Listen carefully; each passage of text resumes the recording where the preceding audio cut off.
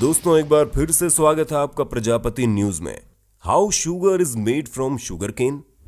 दोस्तों क्या आपको मालूम है चीनी कैसे बनती है? जैसा कि आपको दिख रहा होगा कितनी आसानी से ताजी ताजी चीनी बन रही है। चलिए पूरा प्रोसेस जानते हैं, आखिर चीनी फैक्ट्री में बनती कैसे है। दोस्तों शायद ही ऐसा कोई शख्स होगा जिसे मीठा न पसंद हो, क्योंकि थोड़ा बहुत ही सही लेकिन हम सभी मीठे के दीवाने हैं। और मीठे के लिए इस दीवानगी का असर अभी से नहीं बल्कि 2000 सालों से भी पहले से चला आ रहा है। क्योंकि मीठे का स्वाद मुंह में आते एक अलग एहसास होता है। वो हमारे दिमाग में खुश रहने वाले हार्मोन्स जिन्हें डोपामिन कहा जाता है उन्हें सक्रिय कर देता है। खैर मिठास तो हमारे दिमाग में असर करती ही है, लेकिन जब बात मीठे की आती है तो सबसे पहले चीनी का जिक्र आता है, क्योंकि अधिकतर चीजें चीनी से ही तो बनती हैं। लेकिन जब दुनिया भर में मौजूद अधिकतर स्वादिष्ट चीजें चीनी से बनकर तैयार होती हैं, तो सवाल यह आता है कि आखिर चीनी किस चीज से बनकर तैयार होती है और इसे बनाने के लिए किन किन प्रक्रियाओं से गुजरना पड़ता है। दोस्तों आज की वीडियो में मैं यानी आपको दोस्त विशाल प्रजापति आपको ये बताने वाला हूं कि किस तरह बड़ी बड़ी फैक्ट्रीज में चीनी बनकर तैयार होती है। चलिए वीडियो को शुरू करते हैं, लेकिन हाँ वीडियो शुरू करने से पहले एक छोटी सी रिक्वेस्ट है कि वीडियो के नीचे रेड कलर का सब्सक्राइब बटन दिख रहा होगा, उस पर क्लिक करके सब्सक्राइब कर लें और साइड में बेल आइकॉन भी दिख रहा होगा, उस पर भी क्लिक कर लें ताकि आपको वीडियो मिले सबसे पहले। दोस्तों सबसे पहले हम आपको ये बताना चाहेंगे कि ब्राजील के बाद दुनिया में दूसरे नंबर पर सबसे ज्यादा चीनी का उत्पादन हमारे भारत में ही होता है और ये उत्पादन साल दर साल बढ़ता ही जा रहा है। लेकिन जब बात इसके बनने की प्रक्रिया की आती है तो सबसे पहले गन्ने को खेतों से काटकर शुगर मिल तक लाया जाता है और ये चीनी बनने की सबसे पहली प्रक्रिया है,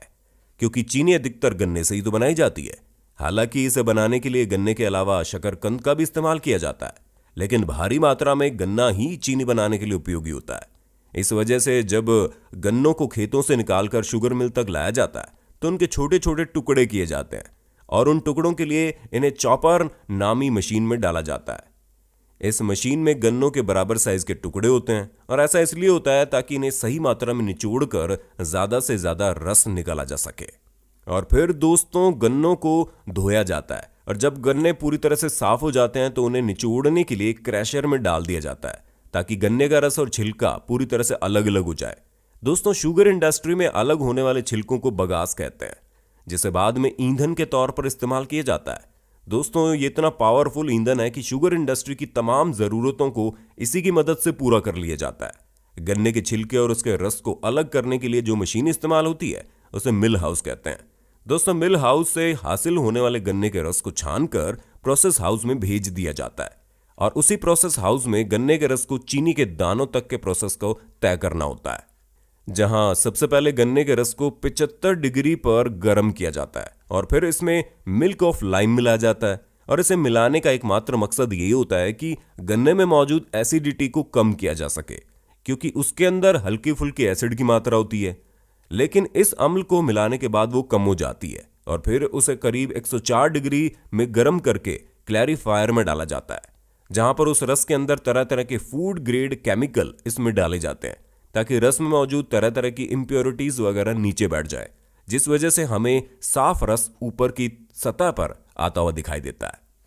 तो दोस्तों साफ रस ऊपर आ चुका होता है, इसे इवेपोरेटर की मदद से भाप में उबाला जाता है ताकि रस में मौजूद पानी भाप बनकर अलग हो जाए और इसी प्रोसेस की वजह से रस गाढ़ा होकर शिरा बन जाता है और फिर ये गाढ़े शिरे को भाप के जरिए गर्म करके चीनी के खानदाने यानी कि रॉ शुगर क्रिस्टल्स बनाए जाते हैं। और जब ये रॉ शुगर तैयार हो जाते हैं तो इसका कुछ हिस्सा रख लिया जाता है, क्योंकि इसे मिश्री बनाने वाले लोग खरीद लेते हैं, क्योंकि इस तरह की चीनी केमिकल से भरी पड़ी रहती है, जिस वजह से मिश्री बनाने के लिए एक कढ़ाई में रॉ शुगर यानी पानी और थोड़ा सा दूध डालकर अच्छी से उबाला जाता है। और कई घंटों तक उबालने के बाद जब ये लेसदार हो जाती है तो पहले से तैयार दूसरे बर्तन जिनके ऊपर धागे लगाए जाते हैं उसमें डाल दिया जाता है और फिर 8 दिनों तक इन्हें पूरी तरह से ढककर रखा जाता है ताकि इसको किसी भी तरह की हवा ना लगे। और जब 8 दिनों बाद इसे खोला जाता है तो रॉ शुगर से मिश्री बनकर तैयार हो जाती है, जो कि चीनी की तरह ही होती है, लेकिन उसका स्वाद थोड़ा अलग होता है। और दोस्तों हम आपको बताना चाहेंगे कि रॉ शुगर से बताशे भी बनाए जाते हैं, जिसके लिए कढ़ाई में चीनी, पानी और रंग को सफेद करने के लिए बेकिंग सोडा या हाइड्रो पाउडर डालकर अच्छी तरह से पका लिया जाता है और बाद में इसके छोटे छोटे ड्रॉप्स गिराकर बताशे बनाए जाते हैं। पर अब बात करते हैं असल मायनों में जो छोटी छोटी चीनी हम खाने में प्रयोग करते हैं वो किस तरह बनती है। उसके लिए दोस्तों रॉ शुगर को शीरे से अलग करने के लिए एक खास तरह की छलनी से गुजारा जाता है, जहां देसी चीनी और शीरे को अलग कर दिया जाता है। दोस्तों उस शीरे को मोलासेस कहते हैं और इसे कई तरह के प्रोसेस से गुजार कर कई ग्रेड्स की चीनी बनाई जाती है और आखिर में जो मोलासेस बचता है उससे फाइनल मोलासेस कहते हैं